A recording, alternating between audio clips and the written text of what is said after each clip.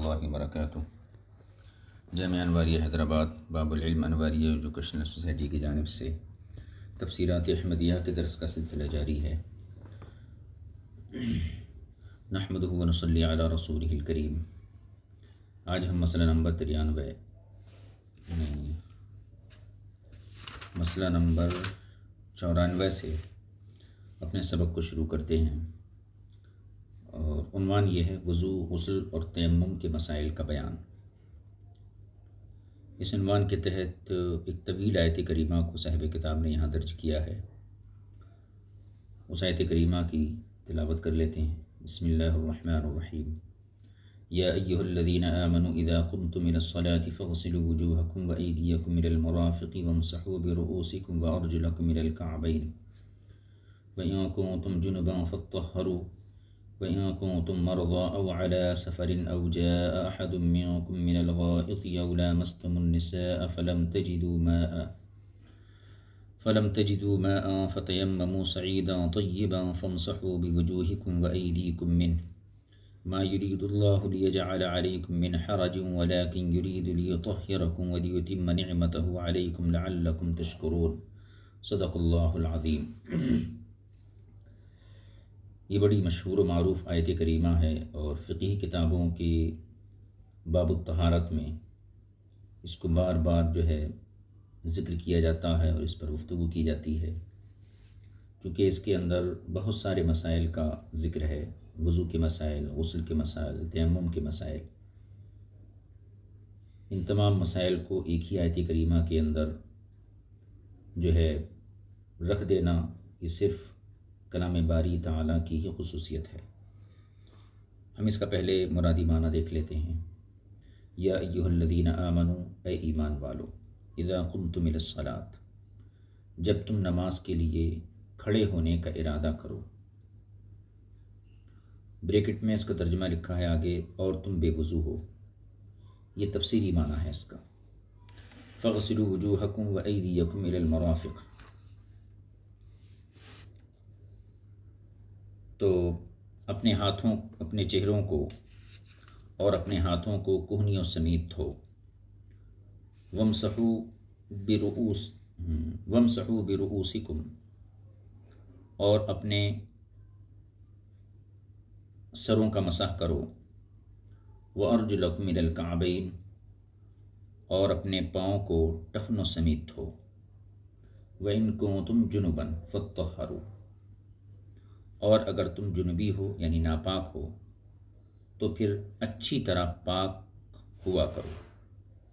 وإن كنتم مرضى أو على سفر، اور اگر تم بیمار ہو یا سفر میں ہو، یا تم میں سے کوئی أو جاء أحد منكم من الغائط، یا تم میں سے کوئی ضرورت سے فارغ ہو کر آئے۔ أو لامستم النساء، یا تم نے عورتوں کو چھوا ہو۔ فلم تجدوا ماء، پھر تمہیں پانی نہ ملے۔ فتیمموا صعیدا طیبا، تو پاک مٹی سے تیمم کر لیا کرو۔ فامسحوا بوجوہکم وایدیکم منہ، پس اپنے چہروں اور اپنے ہاتھوں کا اس سے مسح کرو یعنی مٹی سے۔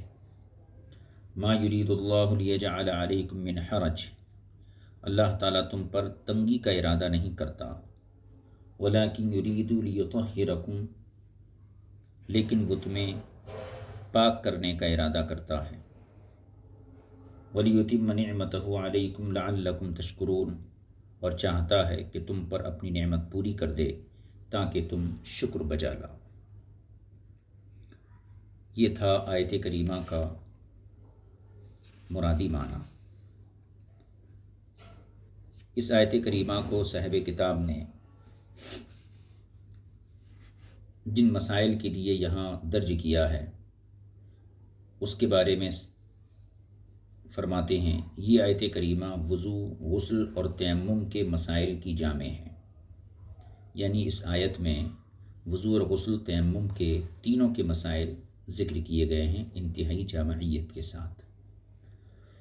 وضو کا مسئلہ پہلے ذکر کیا گیا، وضو کا مسئلہ اللہ تعالیٰ نے اپنے اس قول یا ایہا الذین آمنوا اذا قمتم الی الصلاۃ فاغسلوا وجوہکم میں ذکر فرمایا ہے، یعنی اللہ تعالیٰ نے ہمیں چہرہ، دونوں ہاتھ، دونوں بازو اور دونوں پاؤں دھونے اور سر پر مسح کرنے کا حکم دیا ہے۔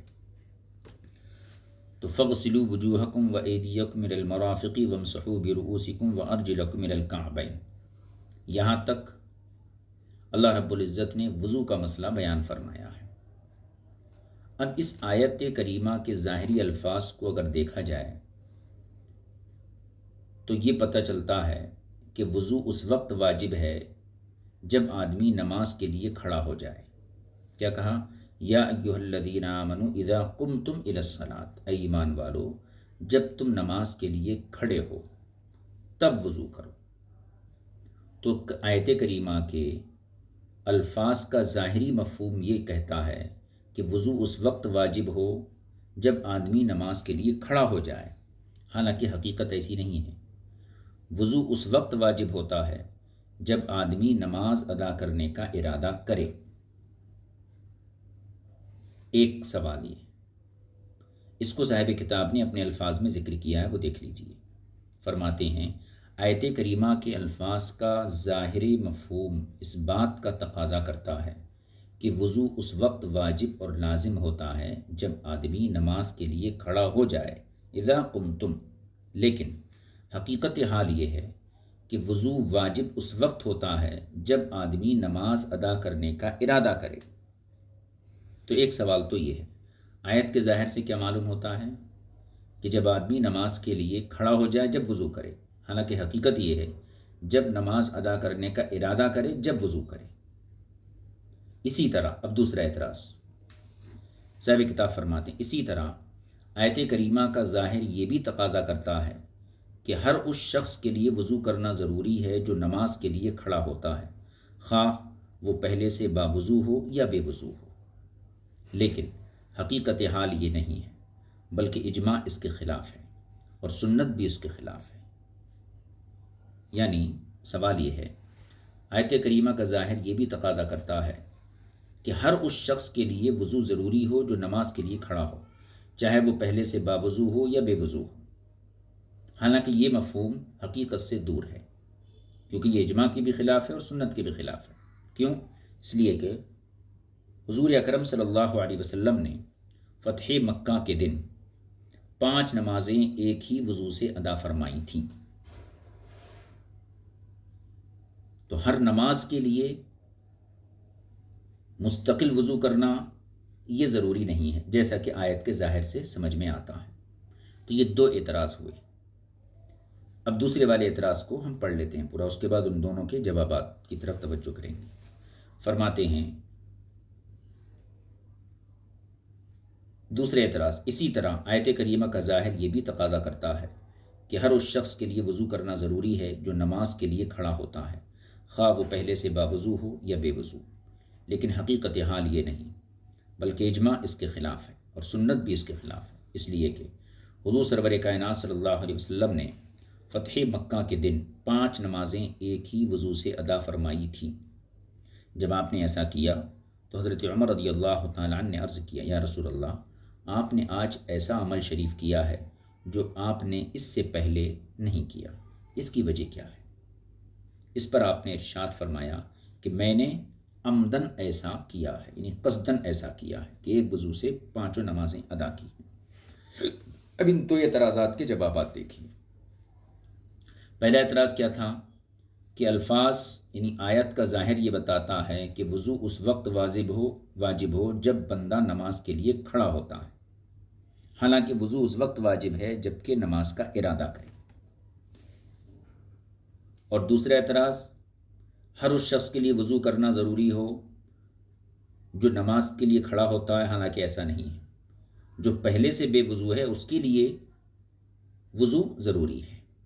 ان دونوں اعتراضات کے جوابات میں جو علماء نے بیان کیا ہے، صاحب کتاب اس کو یہ نقل فرماتے ہیں اصل میں یا ایھا الذین آمنوا اذا قمتم الی الصلاۃ جو آیت ہے، یہاں پر آمنو کے بعد ارتم یعنی قمتم جو ہے یہ ارتم کے معنی میں ہے، کھڑا ہونا یہ ارادہ کرنے کے معنی میں ہے۔ اصل عبارت یوں ہوگی یا ایھا الذین آمنوا اذا اردتم القیام الی الصلاۃ، جب تم نماز کی طرف قیام کا ارادہ کرو، یعنی نماز پڑھنے کا ارادہ کرو جب تم پر وضو لازم ہے۔ اب دوسرا سوال دیکھیے، ہر اس شخص پر وضو واجب ہو جو نماز کے لیے کھڑا ہوتا ہو، تو اس کا جواب کیا ہے؟ وَأَنْتُمْ مُحْدَثُونَ، یہ مقدر ماننا پڑے گا، یعنی اصل عبارت یہ ہوگی یا ایھا الذین آمنوا اذا اردتم القیام الی الصلاۃ وانتم محدثون فاغسلوا وجوہکم، جب تم نماز پڑھنے کا ارادہ کرو اور تم بے وضو ہو، جب تمہیں جو ہے چہرہ دھونا ہے، ہاتھ دھونا ہے، مسح کرنا ہے، پیر دھونا ہے۔ جب اس طریقے سے عبارت کو بیان کیا جائے گا تو دونوں اعتراضات یہ ختم ہو جاتے ہیں اور حقیقت حال یہ واضح ہو جاتی ہے۔ اب صاحب کتاب کی عبارت دیکھیے، فرماتے ان دو عدد اعتراضات کے جوابات میں کہا گیا ہے کہ آیت مذکورہ کی اصل عبارت اس طرح ہے، یا ایھا الذین آمنوا اذا اردتم القیام الی الصلاۃ وانتم محدثون فاغسلوا وجوہکم وایدیکم الی المرافق وامسحوا برؤوسکم وارجلکم من الکعبین، یعنی اے مومنو، جب تم نماز ادا کرنے کا ارادہ کرو اور تم بے وضو ہو تو اپنے اپنے چہروں کو دھو لیا کرو۔ لہٰذا آیت کریمہ میں قیام الی الصلاۃ بول کر ارادۃ القیام الی الصلاۃ مراد ہے، یعنی اللہ تعالیٰ کیا فرمایا اذا قمتم الی الصلاۃ، جب تم نماز کی طرف کھڑے ہو، تو یہ قیام الی الصلاۃ ہوا، تو قیام الی الصلاۃ بولا گیا لیکن مراد کیا لیا گیا؟ ارادۃ القیام الی الصلاۃ، نماز کی طرف کھڑے ہونے کا ارادہ۔ فرماتے ہیں گویا حقیقی حکم نماز ادا کرنے کے لیے کھڑے ہونے کا ارادہ تھا، جسے مجازاً نماز کے لیے کھڑا ہونا کہا گیا، اور یہ طریقہ بیان قرآن کریم میں اور جگہ بھی موجود ہے، جیسے مثلاً ارشاد فرمایا فَإِذَا قَرَأْتَ الْقُرْآنَ فَاسْتَعِذْ بِاللَّهِ مِنَ الشَّيْطَانِ الرَّجِيمِ، اس کا ظاہری معنی کیا ہے؟ جب تم قرآن پڑھو تو شیطان مردود سے اللہ کی پناہ مانگ لیا کرو۔ حالانکہ اعوذ باللہ پڑھنے کا حکم قرآن شروع کرنے سے پہلے ہے، یعنی مطلب یہ ہے جب تم تلاوت قرآن کا ارادہ کرو اس وقت تمہیں اعوذ باللہ پڑھنا ہے۔ اسی طریقے سے یہاں بھی اذا قمتم الی الصلاۃ میں قیام الی الصلاۃ بول کر جو ہے یہاں مراد ہے ارادۃ القیام الی الصلاۃ۔ دیکھیے فرماتے ہیں مثلاً ارشاد فرمایا فَإِذَا قَرَأْتَ الْقُرْآنَ فَاسْتَعِذْ بِاللَّهِ مِنَ الشَّيْطَانِ الرَّجِيمِ، یہ آیت ہے جس کا ظاہری معنی یہ ہے بس جب تم قرآن پڑھو تو شیطان مردود سے اللہ کی پناہ مانگ لیا کرو۔ حالانکہ تلاوت اور قرأت قرآن کا ارادہ کرتے وقت ایسا کرنے کا حکم ہے۔ یہ ایک جواب ہو گیا۔ اب دوسرا جواب دیکھیے، دوسرا جواب یعنی اوپر جو اعتراضات تھے ان کا دوسرا جواب یہ ہے۔ دوسرا جواب یہ دیا گیا ہے کہ قیام الی الصلاۃ بمعنی قصد الی الصلاۃ ہے، یعنی قیام یہاں قصد کے معنی میں، یعنی اذا قمتم الی الصلاۃ جب تم نماز کے لیے کھڑے ہو تو کھڑے ہونے سے مراد جب نماز کا قصد کرو، تو یہاں قیام یہ قصد کے معنی میں ہے، اس لیے کہ وضو اس وقت بھی لازم ہوتا ہے جب آدمی نماز ادا کرنے کا ارادہ کرے، اور یہ ادائیگی قیام کی صورت میں نہ ہو، یعنی اگر اذا قمتم الی الصلاۃ کا معنی قیام لیا جائے تو مطلب کیا ہوگا؟ جب تم نماز کے لیے کھڑے ہو۔ اب ایک ایسا شخص ہے جو قیام کرنے سے معذور ہے، قیام نہیں کر سکتا ہے، اس کو بیٹھ کے نماز پڑھنا ہے، تو اس کے لیے بھی تو وضو ضروری ہے۔ تو اگر یہاں صرف قیام کا ہی معنی لیا جائے تو پھر وہ معذور شخص جو بیٹھ کے نماز پڑھتا ہے اس پر وضو واجب نہیں ہونا چاہیے، حالانکہ اس پر ہی وضو واجب ہے۔ اس لیے فرمایا گیا کہ یہاں قیام اپنے حقیقی معنی میں نہیں ہے، بلکہ قیام کا یا تو وہ معنی لیجیے جو اوپر بیان کیا گیا اردتم القیام، یا پھر یہ معنی لیجیے کہ قیام یہاں قصد کے معنی میں جب تم نماز ادا کرنے کا ارادہ کرو۔ دیکھیے فرماتے ہیں اس لیے کہ وضو اس وقت بھی لازم ہوتا ہے جب آدمی نماز ادا کرنے کا ارادہ کرے، اور یہ ادائیگی قیام کی صورت میں نہ ہو، بلکہ قیام پر کسی عارضے کی وجہ سے قدرت نہ ہو، آدمی قیام نہیں کر سکتا ہو، لہذا قیام بمعنی قصد ہے، قیام بمعنی قصد ہے، اسے امام زاہد رحمۃ اللہ علیہ نے ذکر کیا۔ یہ جواب امام زاہد نے ذکر کیا ہے۔ تو یہ تو پہلے اعتراض کا جواب ہو گیا، پہلے اعتراض کا دوسرا جواب۔ اور آیت کریمہ میں وَأَنْتُمْ مُحْدَثُونَ، یعنی جب تم نماز کا قصد کرو اور تم حالت حدث میں ہو، بے وضو کی حالت میں ہو، تو وَأَنْتُمْ مُحْدَثُونَ، جب تم بے وضو کی حالت میں ہو تو بعض حضرات کے نزدیک اسے مقدر کرنا مشہور ہے۔ آیت کریمہ کا معنی یوں بھی کیا گیا ہے۔ اب یہ دو جواب ہو گئے۔ آیت کریمہ کا معنی یوں بھی کیا گیا ہے، جب تم نیند سے اٹھو اور نماز پڑھنا چاہو تو ہاتھ منہ دھو لیا کرو، کیونکہ نیند حدث کی دلیل ہے، یعنی نیند وضو ٹوٹنے کی دلیل ہے۔ یہ مفہوم جو مفہوم بیان کیا گیا نیند سے اٹھنے کے بعد، یہ مفہوم اس روایت کے مطابق ہے جو حضرت ابن عباس رضی اللہ تعالی عنہما سے مروی ہے، جیسا کہ مدارک میں اس کی تصریح آئی ہے۔ اب ایک اور قول ہے، ایک قول یہ ہے کہ ابتدائے اسلام میں ہر نماز کے لیے وضو واجب تھا، یعنی آیت کریمہ کے اندر جو دو اعتراضات آئے تھے اس کا جواب دیا گیا اور مقدر مانا گیا، یہ گفتگو مکمل ہو گئی۔ یہ اس صورت میں تھی جبکہ اس کا معنی کریں کہ جب تم نماز کی طرف کھڑے ہونے کا ارادہ کرو یا پھر نماز کا قصد کرو، یہ گفتگو اس صورت میں تھی۔ لیکن ایک قول یہ بھی ہے کہ ابتدائے اسلام میں ہر نماز کے لیے وضو واجب تھا، ہر نماز کے لیے وضو واجب تھا، اور یہ سب سے پہلا فرض تھا، پھر اسے منسوخ کر دیا گیا، لہذا یہ آیت کریمہ وضو کو معاملے میں منسوخ ہو گئی، یعنی ہر نماز کے لیے وضو کرنا، اس بارے میں یہ آیت منسوخ ہو گئی۔ یہ بھی ایک قول کیا گیا ہے، لیکن یہ قول ضعیف ہے، اور اس قول کی کمزوری کی طرف علامہ بیضاوی نے اشارہ بھی کیا ہے۔ صاحب کتاب فرماتے ہیں اس قول کی علامہ بیضاوی نے تضعیف کی ہے، وہ اسے ضعیف قرار دیتے ہیں۔ کیوں؟ بیضاوی لکھتے ہیں وَهُوَ ضَعِيفٌ لِقَوْلِهِ عَلَيْهِ السَّلَامُ الْمَائِدَةُ آخِرُ الْقُرْآنِ نُزُولًا فَأَحَلُّوا حَلَالَهُ وَحَرَّمُوا حَرَامَهُ، یعنی یہ قول ضعیف ہے کہ ابتداء اسلام میں ہر نماز کے لیے وضو واجب تھا اور یہ آیت کریمہ منسوخ ہو گئی، تو یہ آیت کریمہ کا منسوخ ہونا، یہ جو قول ہے یہ ضعیف ہے۔ کیوں؟ اس کی دلیل یہ ہے کہ حضور اکرم صلی اللہ علیہ وسلم کا یہ قول مبارک ہے کہ سورۃ المائدہ قرآن کریم کی نازل ہونے کے اعتبار سے آخری سورت ہے، ترتیب کے اعتبار سے نہیں۔ نزول کی ترتیب الگ ہے اور قرآن جو ہمارے سامنے ہے وہ ترتیب الگ ہے۔ حسب ضرورت قرآن نازل ہوتا رہا، چند آیتیں کسی صورت کی اتریں، حضور کے حکم سے اس صورت کے اندر رکھ دی جاتی تھیں، لیکن نزول کا معاملہ یہ مختلف تھا۔ تو حضور نے فرمایا ہے کہ نازل ہونے کے اعتبار سے قرآن کی سب سے آخری صورت سورہ مائدہ ہے، لہذا اس میں جن چیزوں کو حلال کیا گیا انہیں حلال سمجھو، اور ان میں جن چیزوں کو حرام کیا گیا انہیں حرام جانو، انہیں حرام جانو۔ تو حضور تو یہ فرماتے ہیں کہ یہ آخری صورت ہے اور اس کے اندر جو حلال ہے وہ حلال ہے، جو حرام ہے وہ حرام ہے، یعنی نسخ نہیں ہے۔ اور اوپر جو قول کیا گیا کہ نہیں یہ حکم منسوخ ہے، لہذا یہ قول ضعیف نظر آتا ہے۔ تین باتیں ہو گئیں۔ چوتھی بات یہ بھی کہا گیا ہے، فرماتے ہیں صاحب کتاب، یہ بھی کہا گیا ہے کہ آیت کریمہ میں وضو کا حکم ندب کے لیے ہے، یعنی کوئی تقدیر مت مانیے، کوئی مقدر مت مانیے، اور یہ کہیے کہ یا ایھا الذین آمنوا اذا قمتم الی الصلاۃ، ہر نماز کے لیے وضو کرنا یہ مستحب ہے، اور یہاں پر استحباب اور ندب کے لیے یہ حکم آیا ہے، اور اس میں کوئی شک نہیں ہے کہ باوضو شخص کے لیے نیا وضو کرنا مستحب ہے۔ لیکن صاحب کتاب کہتے ہیں کہ یوں کہنا درست نہیں کہ آیت کریمہ کا حکم باوضو اور بے وضو دونوں قسم کے لوگوں کے لیے ہے۔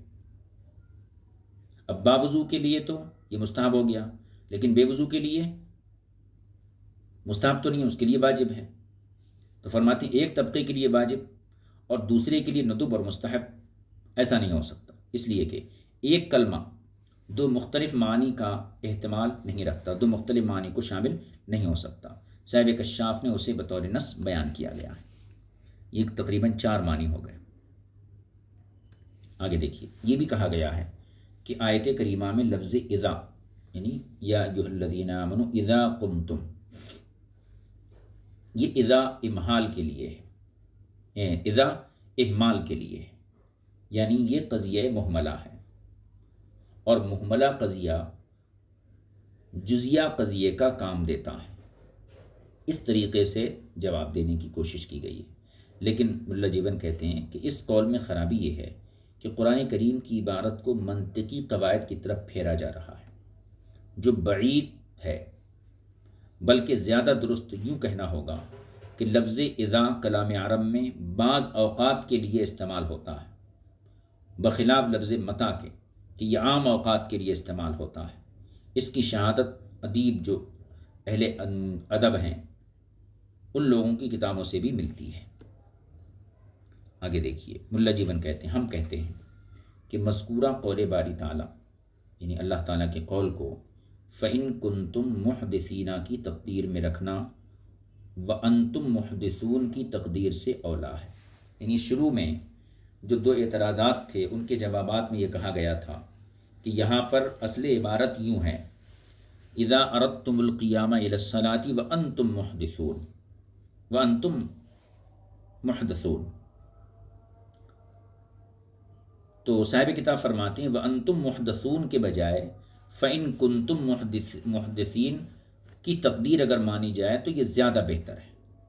گویا کہا جا رہا ہے کہ جب تم نماز کے لیے کھڑے ہو جاؤ، بس اگر تم بے وضو ہو تو اپنے چہرے دھو لیا کرو، اور اگر تم جنبی ہو تو اچھی طرح طہارت حاصل کر لیا کرو۔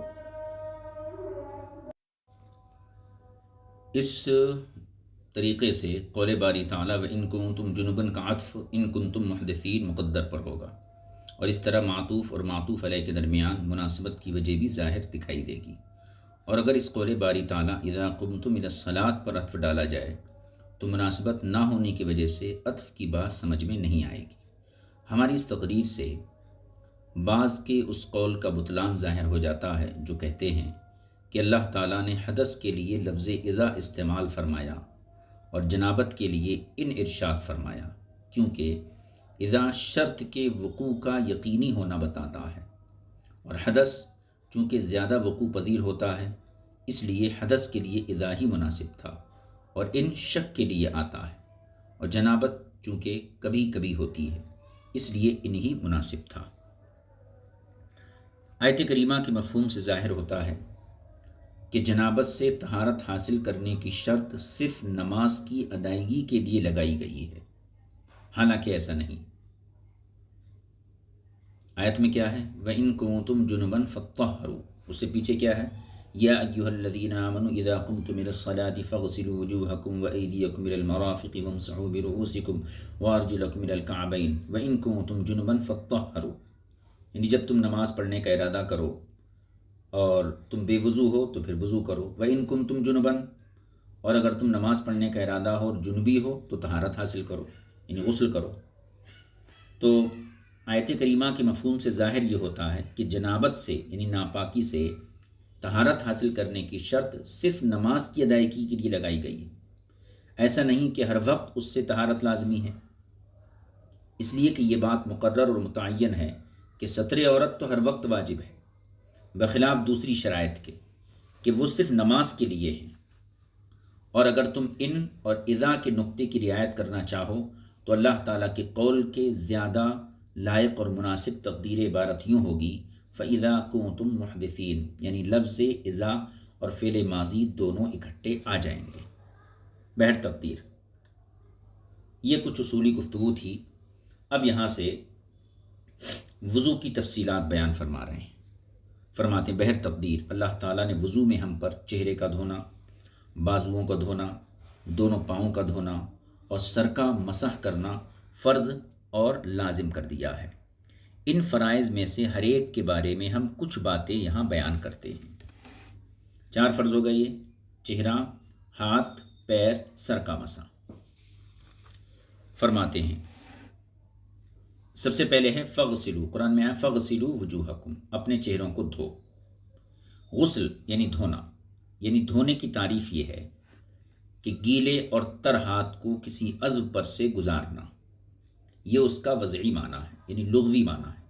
غسل کا لغوی معنی ہے کہ تر اور گیلے ہاتھ کو کسی عضو سے گزارنا، اور اس کی کم از کم حد وہ ہے جسے امام ابو یوسف رحمۃ اللہ علیہ سے روایت کیا گیا ہے، وہ یہ ہے کہ تر ہاتھ جب کسی عضو پر سے گزارا جائے تو اس عضو سے کم از کم 1 یا 2 قطرے پانی کے بہہ جائیں، لگاتار 2 قطرے بہنا ضروری نہیں، جیسا کہ شرح الوقایہ میں لکھا گیا ہے۔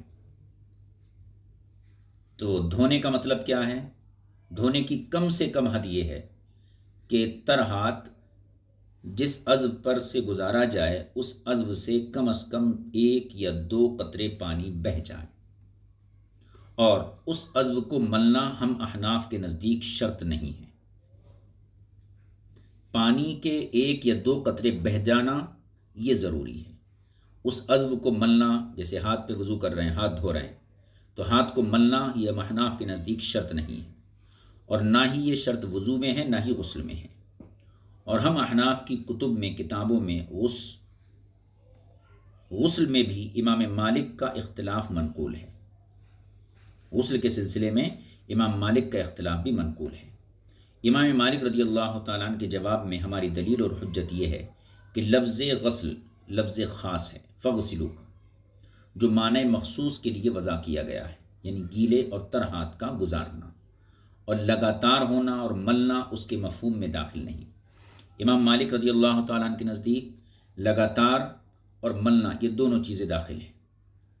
ہم یہ کہتے ہیں کہ غسل یہ خاص لفظ ہے جو مخصوص معنی کے لیے وضع کیا گیا ہے، اور اس کے معنی میں لگاتار دھونا اور ملنا یہ داخل نہیں ہے۔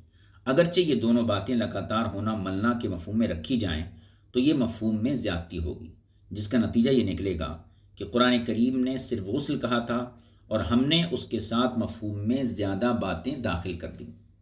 ہم اس کے مفہوم میں 2 باتیں اور زیادہ داخل کر رہے ہیں، ایک تو لگاتار اور دوسرے ملنا، اور قرآن کریم میں زیادتی نسخ کہلاتی ہے، قرآن کے حکم کو منسوخ کہنا کہلاتی ہے۔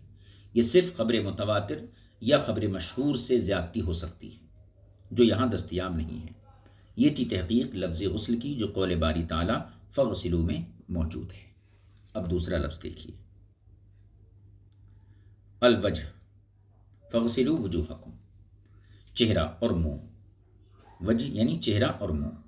چہرے کی لمبائی سر کے بال اگنے کی جہاں انتہا ہوتی ہے وہاں سے لے کر ٹھوڑی کے نیچے تک مراد ہے۔ یہ پورا چہرہ دھونا مراد ہے لمبائی میں، اور چوڑائی ایک کان سے دوسرے کان تک، لہٰذا جو حصہ گال اور کان کے درمیان ہے وہ الوجہ میں داخل ہے، کیونکہ الوجہ مواجہتن سے مشتق ہے، اور مواجہتن ان سب کو کہا جاتا ہے، لہذا تمام چہرے کا دھونا فرض ہے۔ اس میں امام شمس الائمہ رحمۃ اللہ علیہ سے ایک ایسی روایت آئی ہے جو مذکورہ حد کے کچھ خلاف ہے، یعنی چہرہ دھونے کی جو حد ابھی یہاں ذکر کی گئی اس کے خلاف ہے۔ وہ کہتے ہیں کہ جو جگہ کان اور گال کے درمیان ہے، یعنی جہاں سے قلم داڑھی جو اگتی ہے اور اس سے کان تک کے درمیان 1 انگل کا کچھ فاصلہ ہوتا ہے، تو جو جگہ کان اور گال کے درمیان ہے اس کا تر کر لینا کافی ہے، یہ امام شمس الائمہ کہتے ہیں۔ چہرے کی مذکورہ حد جو ہم نے دھونی فرض بتائی ہے کہ اتنی حد دھونا فرض ہے، یہ اس وقت ہے جب وضو کرنے والے کا چہرہ داڑھی سے خالی ہے، اور اگر داڑھی والا ہے تو اس کے لیے داڑھی کے اندر کا حصہ دھونا ساقط ہے۔ داڑھی کے چوتھائی حصے کا مسح کرنا فرض ہوگا، یعنی ایسا چوتھائی حصہ جو کھال سے ملا ہوا ہے یا وہ جس نے کھال کو ڈھانپ رکھا ہے، اور کہا گیا ہے کہ تمام داڑھی کا دھونا مسح فرض ہے، تمام داڑھی کا مسح فرض ہے۔ یہ اختلاف فقہی کتابوں میں معروف اور مذکور ہے۔ یہ 2 لفظ ہو گئے۔ اب تیسرا لفظ دیکھیے، فغسلوا وجوہکم وایدیکم الی المرافق، لفظ ید۔ ید کا معنی ہاتھ۔ اگر کسی قید کے بغیر ذکر کیا جائے تو اس کی حد بغلوں تک ہوتی ہے، یعنی صرف ید کا لفظ بولا جائے اور کوئی قید نہ لگائی جائے تو اس وقت ید سے مراد بغل تک کا حصہ ہوتا ہے۔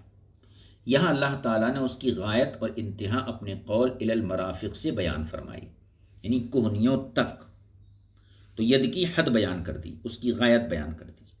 اس بارے میں بھی اختلاف ہے کہ کیا کوہنی یعنی مرفق دھونے کے حکم میں شامل ہے یا نہیں ہے۔ امام ظفر اور امام داؤد ظاہری، ان دونوں کے نزدیک کوہنی دھونے کے حکم میں داخل نہیں ہے، یعنی کوہنی تک دھو مطلب کوہنی نہیں دھونا ہے، کوہنی سے نیچے نیچے پورا ہاتھ دھونا ہے۔ اور ہم احناف کے نزدیک کوہنی بھی دھونے کے حکم میں داخل ہے۔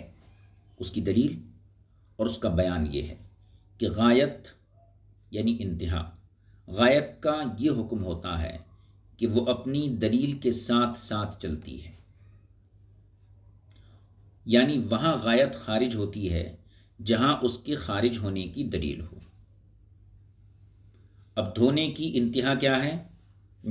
مرافق یعنی کوہنی، تو ہم یہ کہتے ہیں کہ یہ کوہنی، یہ غایت، یہ انتہا دھونے کے حکم میں داخل ہے، کیونکہ غایت اپنی دلیل کے ساتھ چلتی ہے، اور جہاں غایت کے خارج ہونے کی دلیل ہو وہاں خارج ہو جائے گی۔ جیسے اللہ تعالیٰ قول ہے ثم اتموا الصیام الی اللیل، پھر تم روزہ پورا کرو، پھر تم روزہ رات تک مکمل کرو۔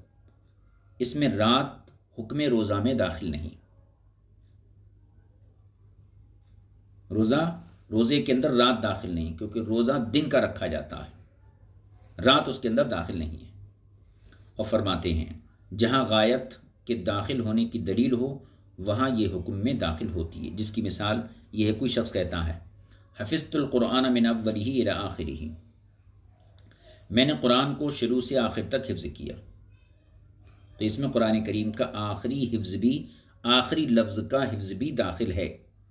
اس استعمال کو مد نظر رکھتے ہوئے جب ہم الی المرافق کو دیکھتے ہیں تو اس میں دونوں باتوں میں سے کسی ایک کی دلیل نظر نہیں آتی، اس لیے جمہور نے احتیاط کو ملحوظ خاطر رکھا اور دھونے کے حکم میں کوہنیوں میں دھونے کے حکم کے اندر کوہنیوں کو بھی شمار فرمایا، اور امام ظفر اور داؤد ظاہری نے یقینی بات کو پیش نظر رکھا اور اسے داخل نہیں مانا۔ مدارک اور کشاف میں اسی طرح لکھا ہے۔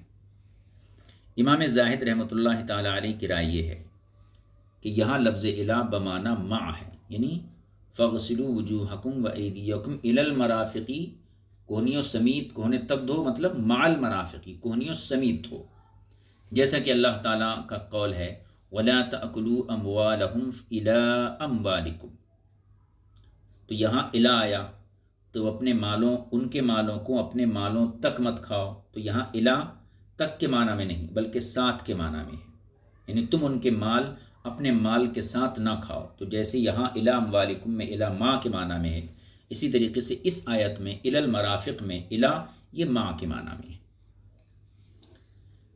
اور لکھتے ہیں امام زاہد کہ لفظ ید 3 اقسام کا نام ہے، یعنی ہتھیلی، کوہنی تک کا حصہ، اور کوہنی سے کندھے یا بغل تک کا حصہ، یعنی لفظ ید کا اطلاق 3 حصوں پر ہوتا ہے، صرف ہتھیلی کو بھی ید کہتے ہیں، کوہنی تک کے حصے کو بھی ید کہتے ہیں، اور کوہنی سے کندھے یا بغل تک کے حصے کو بھی، اوپر سے کندھے اور نیچے سے بغل تک کے حصے کو ید کہتے ہیں۔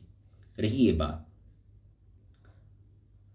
کہ چوری کے معاملے میں ہاتھ کاٹنے کی سزا، جسے قطعی ید فاقطعوا ایدیہما قرآن میں آیا، قطعیت کہا گیا، صرف گٹوں تک کیوں ہے؟ یعنی جب کوئی شخص چوری کرے تو اس کے وہاں بھی یہی آیا فاقطعوا ایدیہما، اس کے ہاتھ کاٹو، تو وہاں جو ہاتھ کاٹے جاتے ہیں صرف گٹوں تک کاٹے جاتے ہیں، کوہنیوں سمیت نہیں کاٹے جاتے ہیں، اور یہاں اس آیت میں الی المرافق کہا گیا اور یہاں پر کوہنیوں سمیت مراد لیا گیا۔ تو چوری کے معاملے میں جو ہاتھ کاٹنے کی سزا جسے قطعیت کہا گیا ہے صرف گٹوں تک کیوں ہے؟ تو اس کی وجہ یہ ہے کہ شرع شریف نے خود اس کو بیان فرما دیا ہے۔ آگے دیکھیے، یہ بھی کہا گیا ہے کہ لفظ الی یہ تقاضا کرتا ہے کہ غایت اور انتہا خارج ہونی چاہیے، یہ لفظ الی یہ تقاضا کرتا ہے کہ اس کے بعد جو چیز مذکور ہے وہ حکم میں داخل نہیں ہونا چاہیے۔ یہاں غایت اس لیے داخل ہے کہ یہاں غایت کو ذیل غایت سے ممتاز نہیں کیا گیا ہے، یعنی جس کی غایت ہے اس سے علیحدہ نہیں کیا گیا۔ اسے قاضی الاجل بیضاوی نے بیان کیا ہے۔ شرح الوقایع میں مذکور ہے کہ الہ میں نحویوں کے 4 مذہب ہیں۔ الہ کے استعمال کے حوالے سے علماء نحو کے 4 مذہب ہیں۔ پہلا مذہب، اس کا مابعد اس کے ماقبل میں داخل ہوگا، اگر ایسا نہ ہو تو وہاں مجاز ہوگا، یعنی الہ کا مابعد الہ کے ماقبل میں داخل ہوگا، جیسے حفظت القرآن من اولہ الی آخرہ، میں نے قرآن اول سے اخیر تک حفظ کیا، تو الہ کا جو مابعد ہے وہ ماقبل میں یعنی حفظ میں داخل ہوگا، اور اگر ایسا نہ ہو تو مجاز ہوگا۔ دوسرا مذہب، مابعد اس کے ماقبل میں داخل نہ ہوگا مگر مجازاً، یعنی الہ کا مابعد ماقبل میں داخل نہیں ہوگا مگر صرف مجازی طور پر۔ تیسرا معنی، دونوں میں مشترک ہے الہ، یعنی مذکورہ دونوں استعمال حقیقی ہیں، اگر مابعد کو ماقبل میں داخل مانتے ہیں جب بھی حقیقی معنی ہے، اور مابعد کو ماقبل میں داخل نہیں مانتے جب بھی حقیقی معنی ہے۔ چوتھا مذہب یہ ہے، اگر اس کا مابعد، اگر اس کا یعنی الہ کا مابعد اس کے ماقبل کا ہم جنس ہو تو داخل ہے ورنہ خارج ہوگا۔ ان میں سے پہلا اور دوسرا مذہب آپس میں متعارض ہے۔ کون سا؟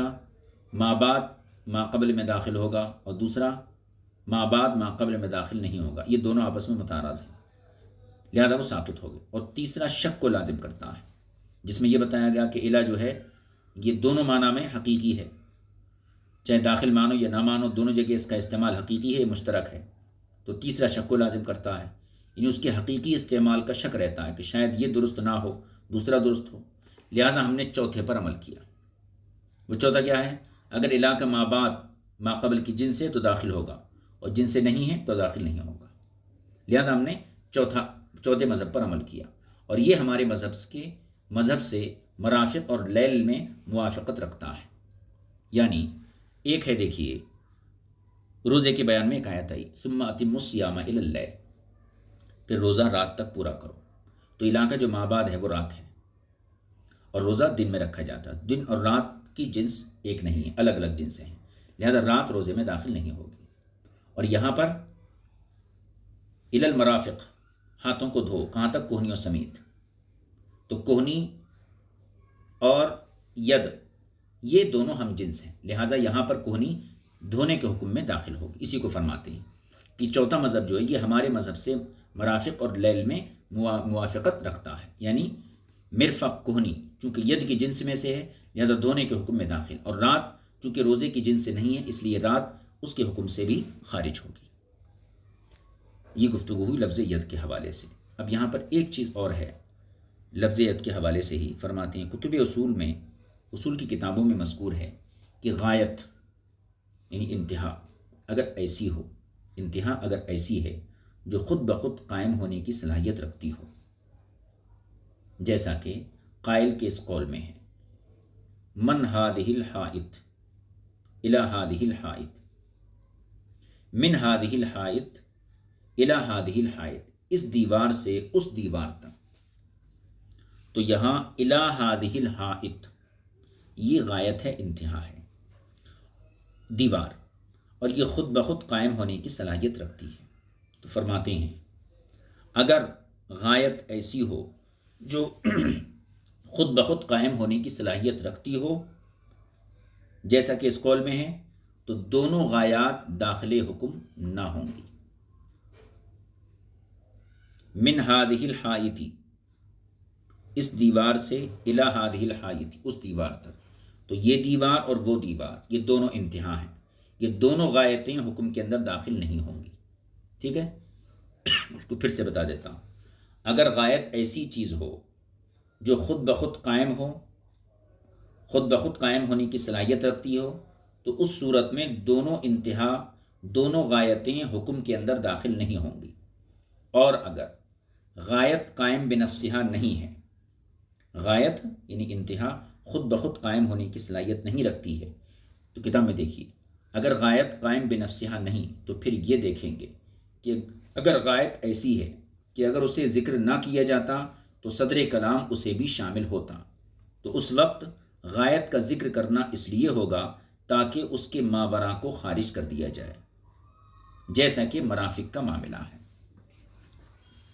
اس کو یوں سمجھیے، اگر غائط قائم بنفسہ ہی نہیں ہے تو پھر یہ دیکھیں گے غائط ایسی چیز ہے کہ اگر اسے ذکر نہ کیا جاتا تو صدر کلام میں وہ بھی شامل ہو جاتا، لہذا غائط کو ذکر کیا جاتا ہے تاکہ ماوراء کو خارج کر دیا جائے۔ مثال کے طور پر اگر یوں بولا جاتا فغسلوا وجوہکم و ایدیکم، اپنے ہاتھوں کو دھو، الی المرافق ذکر نہیں کیا جاتا، تو ظاہر سی بات ہے کونی کا حصہ، بغل کا حصہ، یہ پورا ہاتھ دھونے کے حکم میں داخل ہو جاتا۔ اب یہاں پر غائط کو ذکر کر دیا، مرافق، تو غائط کو یہاں جب ذکر کر دیا گیا تو اس سے یہ سمجھ میں آیا کہ جو حصہ نہیں دھویا جائے گا وہ مرافق کے بعد ہے، یعنی وہ حد سقوط ہے۔ فرماتے ہیں جیسا کہ مرافق کا معاملہ، اگر یہ ذکر نہ کیا جاتا تو لفظ ید بغل تک تمام بازو کو شامل ہو جاتا، اس لیے جب اس کے بعد لفظ مرافق ذکر کیا گیا تو اس لیے ذکر کیا گیا تاکہ اس سے اگلا حصہ نکال دیا جائے، یہ نہیں کہ وہ خود بخود ہی خارج ہو جائے گا۔ اس قسم کو غایت الاسقاط کہتے ہیں۔ اور اگر غایت ایسی ہے، اگر اسے ذکر نہ بھی کیا جاتا تب بھی صدر کلام میں اسے شامل نہ ہونا تھا، ایسی صورت میں غایت کا ذکر کرنا اس لیے ہوگا کہ حکم مذکور کو اس تک طویل اور لمبا کیا جائے اور غایت بنفسہا خارج ہوگی، جیسے کہ قول باری تعالیٰ ثم اتموا الصیام الی اللیل، اس میں اگر الی اللیل کو ذکر نہ کیا جاتا، صرف اتنا کہا جاتا ثم اتموا الصیام، تو روزے کی لمبائی اور طوالت رات تک نہ جاتی، کیونکہ روزہ یعنی صیام یہ رکنے کو کہتے ہیں، یعنی یہ رکنا کھانے پینے اور شہوت سے، خواہ ایک ساتھ کے لیے ہی کیوں نہ ہو، روزہ کہلائے گا۔ اب یہاں رات کا ذکر کرنا اس لیے ہوا تاکہ روزے کی طوالت یعنی کھانے پینے اور جماع کرنے سے رکنا رات تک چلی جائے، اس قسم کو غایت الامتداد کہتے ہیں۔ یہ سب اصولی گفتگو ہے، اور اس کے تحت اور آگے فرماتے ہیں یہ بھی کہا گیا ہے کہ غایت الاسقاط کا معنی یہ ہے کہ یہ لفظ اسقاط کی غایت ہے اور اس سے خارج ہے، گویا یوں کہا جا رہا ہے کہ مسقطین الی المرافقی، یعنی بازوؤں کو دھو ایسا کہ کوہنیوں تک اگلا حصہ ساقط کرنے والے ہو۔ اسی طرح ارجلکم الی الکعبین میں بھی گفتگو ہے، یعنی الی المرافق کی طرح الی الکعبین میں بھی مذکورہ مذاہب اور نقطہ نظر کی تفصیل آپ سمجھ سکتے ہیں۔ آگے یہ ہو گیا وضو کا معاملہ۔ وضو کے معاملے میں کیا باتیں ہوئیں؟ ایک تو چہرے کا دھونا، ہاتھ کا دھونا۔ آگے ومسحو، یہاں مسح کی تفصیل ہے۔ قول باری تعالیٰ ومسحو، اس میں لفظ مسح کی تحقیق یہ ہے کہ لغت میں کسی چیز کو ہاتھ سے چھونے کو مسح کہتے ہیں، اور شریعت مطہرہ میں اس کی تعریف یہ ہے تر ہاتھ کسی چیز پر پھیرنا کہ جس تری میں نہ تو پانی بہتا ہو اور نہ ہی قطرات ٹپکتے ہوں، اس کو مسح کہتے ہیں۔ اگر قطرات ٹپکتے یا پانی بہتے ہوئے کسی چیز پر ہاتھ پھیرے گا تو یہ دھونا کہلائے گا، مسح کرنا نہیں کہلائے گا۔ ہم احناف کے نزدیک سر کے مسح کرنے میں سر کے چوتھائی حصے کا مسح کرنا فرض ہے، اور امام شافعی رضی اللہ تعالی عنہ کے نزدیک کم از کم جسے مسح کہا جا سکے، یعنی 1، 2 یا 3 بالوں کا مسح کرنا فرض ہے، اور امام مالک رضی اللہ تعالی عنہ کے نزدیک مکمل سر کا مسح کرتے وقت یعنی مکمل سر کو گھیرنا فرض ہے۔ ہمارے یہاں چوتھائی سر کا مسح فرض ہے، امام شافعی کے یہاں کم از کم جسے مسح کہیں 1 یا 2 یا 3 بالوں کا مسح فرض ہے، اور امام مالک کے یہاں پورے سر کو مسح سے گھیر لینا یہ فرض ہے۔ اس اختلاف کا بیان یعنی گویا کہ یہ ان اختلافات کا بیان یہ ہے کہ وَامْسَحُوا بِرُؤُوسِكُم میں حرف با داخل ہے، اپنے سروں کا مسح کرو، تو حرف با یہاں امام مالک کے نزدیک زائدہ ہے، وہ کہتے ہیں با یہاں زائدہ ہے اور کسی معنی کا افادہ نہیں کرتی، لہذا وَامْسَحُوا رؤوسکم، اپنے پورے سروں کا مسح کرو۔ لہذا یہ حکم فغسلوا وجوہکم کی طرح ہونے کی وجہ سے انہوں نے چہرے کی طرح تمام سر کا مسح کرنا واجب یعنی فرض قرار دیا، اور اس بارے میں احتیاط کو بھی ملحوظ خاطر رکھا ہے۔ یعنی امام مالک یہ کہتے ہیں کہ یہاں ومسحوا برؤوسکم میں با یہ زائد ہے، اصل عبارت کیا ہونا ہے؟ ومسحوا رؤوسکم۔ اب اس کا قیاس کریں گے فاغسلوا وجوہکم پہ، کہ اپنے چہروں کو دھو، تو پورے چہرے کو دھویا جاتا ہے، لہذا پورے سر کا مسح کیا جائے گا۔ یہ امام مالک کا مذہب ہو گیا۔ امام شافعی رضی اللہ تعالیٰ عنہ کے نزدیک حرف با تبعیض کے لیے ہے، یعنی بعضیت بیان کرنے کے لیے۔ جیسے با جس لفظ پہ داخل ہوتا ہے اس کے کئی معنی آتے ہیں، اس میں سے ایک معنی تبعیض بھی ہے۔ جیسے اخذت من الروبیات، تو مطلب یہ ہوگا میں نے روپوں میں سے کچھ یعنی بعض روپے لیے۔ تو امام شافعی کہتے ہیں کہ یہاں پر با برؤوسکم میں جو با ہے یہ تبعیض کے لیے ہے، اس لیے آپ نے اتنی جگہ کا مسح کرنا فرض قرار دیا جس پر لفظ مسح بولا جا سکتا ہے، اور آپ نے یقین کو پیش نظر رکھا۔ اور ہمارے نزدیک بھی سر کا بعض حصہ ہی مراد ہے، یعنی چوتھائی حصہ، لیکن ہم نے اسے اس لیے اختیار نہیں کیا کہ یہاں حرف با تبعیض کے لیے ہے جیسے کہ امام شافعی نے کہا، بلکہ ہمارے نزدیک یہ الصاق کے لیے ہے۔ یعنی امام شافعی نے، امام مالک نے، امام اعظم نے، ان تینوں نے الگ الگ نظریہ قائم کیا۔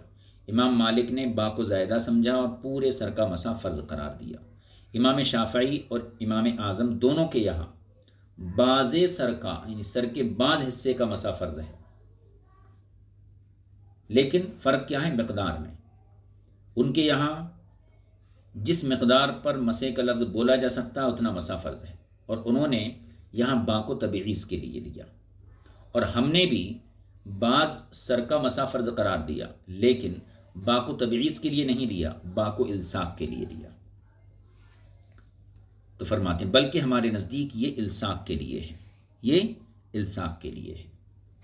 لیکن جب حرف با جب مسح کے آلے پر داخل ہو تو اس وقت مراد مکمل محل اور جگہ ہوتا ہے۔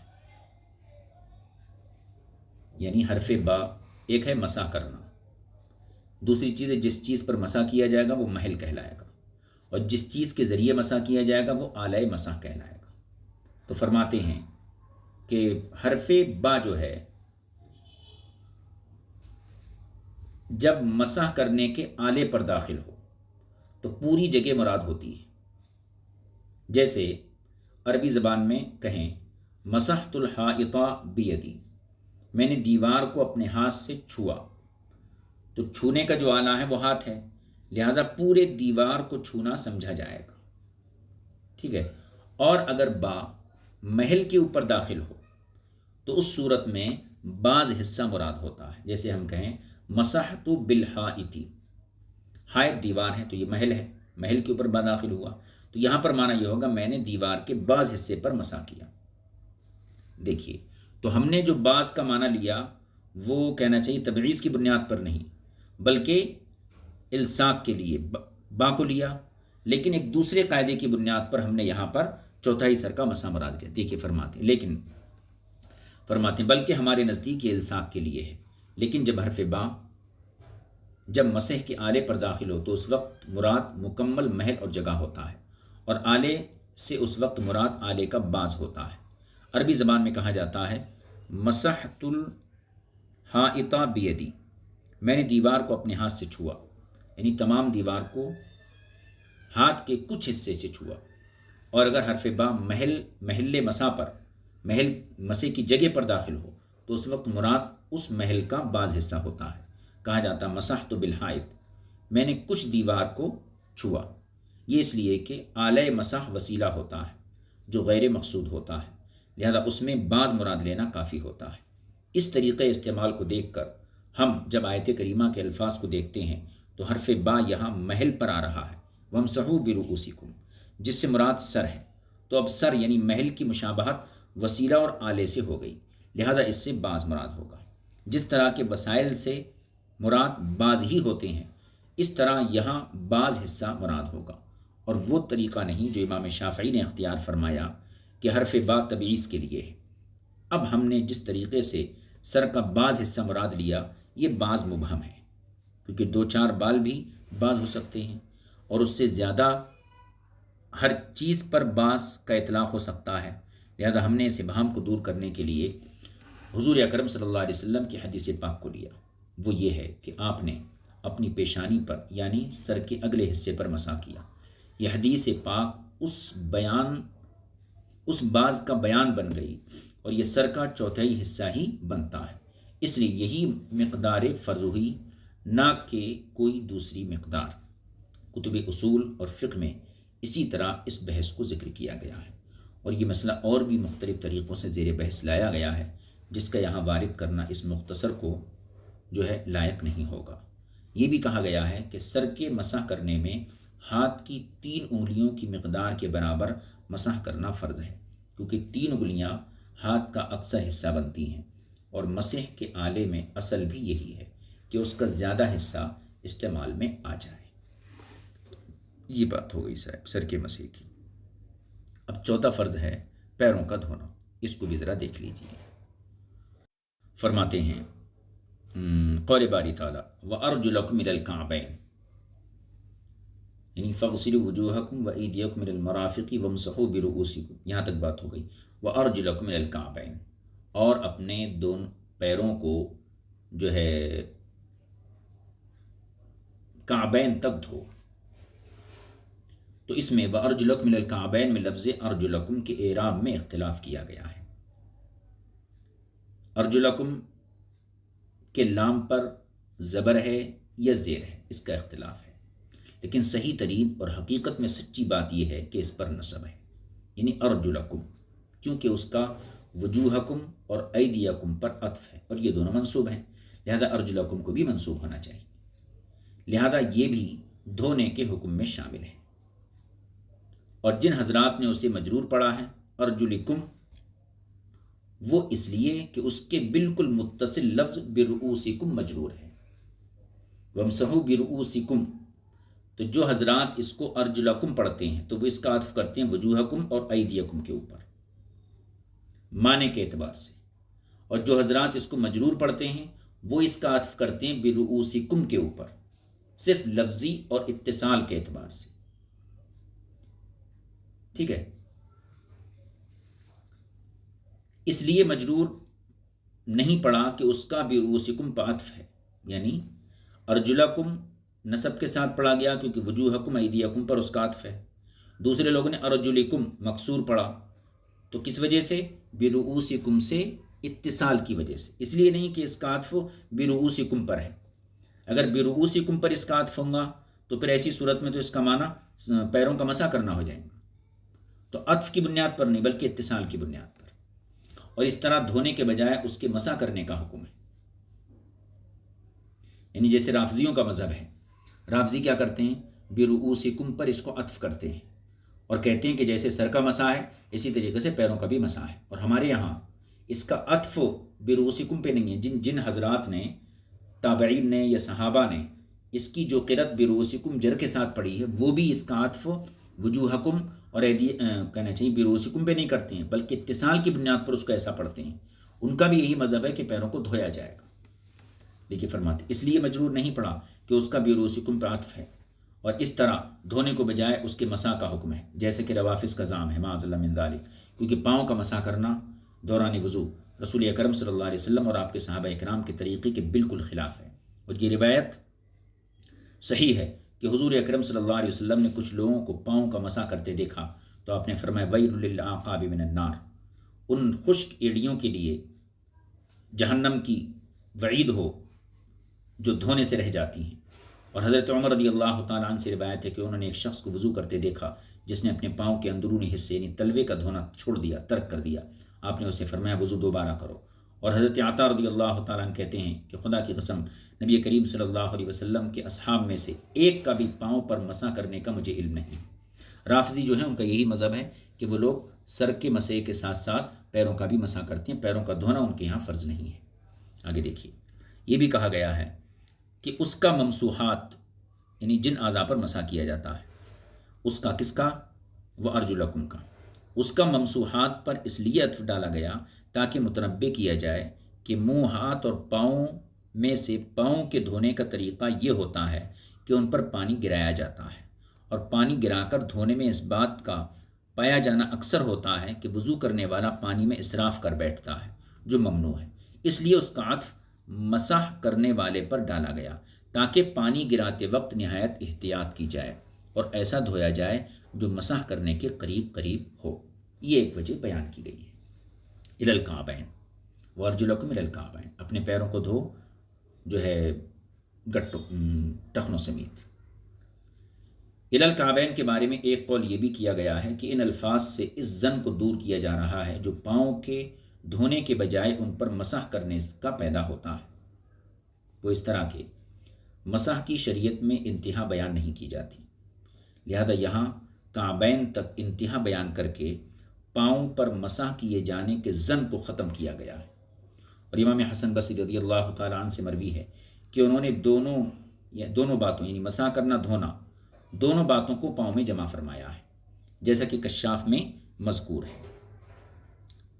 یہ بھی کہا گیا ہے کہ لفظ ارجلکم کو منصوب پڑھنے کی قرأت اس بات پر دلالت کرتی ہے کہ پاؤں کا دھونا فرض ہے، اور جر والی قرأت یعنی ارجلکم ان کے مسح کرنے پر دلالت کرتی ہے، لہذا دونوں کو جمع کیا جانا چاہیے۔ اس لیے پہلی قرأت کو ایسی حالت پر محمول کریں گے جب وضو کرنے والے نے پاؤں پر موزے نہ چڑھائے ہوں بلکہ پاؤں دکھائی دیتے ہوں، اور دوسری قرأت ایسے وضو کرنے والے کے حق میں ہوگی جس نے موزے پہنے ہوئے ہوں۔ یہ تطبیق اور جمع امام زاہد رضی اللہ تعالیٰ عنہ نے اپنی تفسیر میں لکھی ہے۔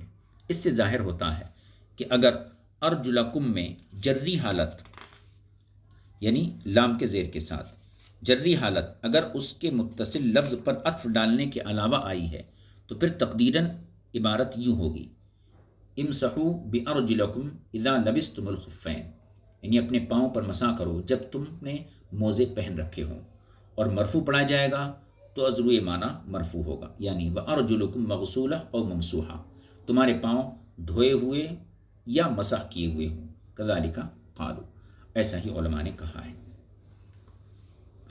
آگے دیکھیے، اسی طرح لفظ کعب کی تفسیر میں بھی اختلاف ہے، وارجلکم الی الکعبین۔ جمہور کا موقف اور مذہب یہ ہے کہ کعبین ان دو ابھری ہوئی ہڈیوں کو کہتے ہیں جہاں پنڈلی کی ہڈی جا کر ختم ہو جاتی ہے، ان دو ہڈیوں کو کعبین کہتے ہیں، اور یہی اصح بھی ہے۔ اور اس کا معنی بیان کرتے ہوئے جو ہشام نے کہا کہ کعبین قدم کے درمیان میں جوڑ کے متصل دو ہڈیوں کو کہتے ہیں، یہ مرجوح اور مردود ہے، اس لیے کہ اللہ تعالیٰ نے وضو کے اعضاء جمع کے صیغے کے ساتھ ذکر فرمائے، جس سے یہ ارادہ کیا گیا ہے کہ جمع کا جمع سے مقابلہ کر کے ایک پر ایک تقسیم کیا جائے، لیکن لفظ کعبین کو جمع نہیں بلکہ مثنیٰ تثنیہ لایا گیا اور اس کا مقابلہ جمع سے کیا گیا، یعنی ارجلکم کے ساتھ مقابلے میں لایا گیا، جس سے معلوم ہوا کہ مثنیٰ یعنی تثنیہ ہر وضو کرنے والے کے ایک ایک پاؤں کے مقابلے میں ہے، اس لیے کعبین ہر پاؤں میں دو ہوں گی، اور یہ دو وہی ابری ہوئی ہڈیاں ہیں، نہ کہ وہ ہڈی جو قدم کے درمیان میں ہے، کیونکہ ایک قدم کے درمیان صرف ایک ہی ہڈی ہوتی ہے، شرح الوقایہ میں ایسے ہی مذکور ہے۔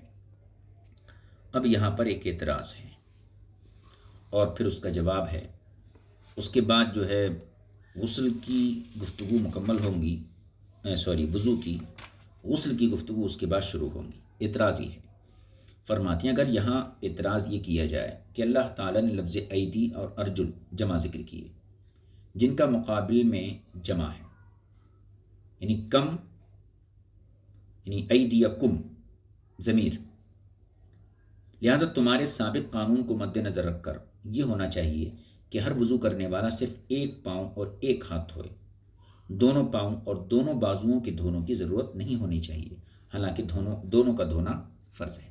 جواب میں ہم کہتے ہیں کہ ہم مذکورہ قاعدے کے پیش نظر یہ تسلیم کرتے ہیں کہ واقعی ایسا ہی ہونا چاہیے جیسا کہ معترض نے ذکر کیا، اور نص قرآنی کا مفہوم یہی حاصل ہوتا ہے، لیکن دوسرے ہاتھ اور دوسرے پاؤں کا دھونا اس لیے ضروری ہوا کہ یہ اجماع سے ثابت ہے۔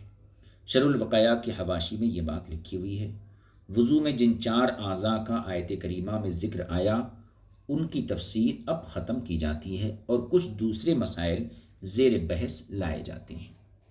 اب یہاں سے کچھ ایسے مسائل جو ان چار اعضاء سے ہٹ کر ہیں، ائمہ اکرام کے باہمی اختلافات ہیں، تو کچھ دوسرے مسائل اب جو ہے صاحب کتاب زیر بحث لاتے ہیں۔ آگے کے مسائل کو انشاءاللہ جو اختلافی مسائل بھی ہیں اور اصولی بحث ہے اس کو انشاءاللہ آئندہ نشست میں آپ کی خدمت میں عرض کریں گے۔ آج کے سبق کو یہیں مکمل کرتے ہیں۔ صلی اللہ علیہ نبی الکریم وآلہ وصحبہ اجمعین والحمد للہ رب العالمین۔ السلام علیکم ورحمۃ اللہ وبرکاتہ۔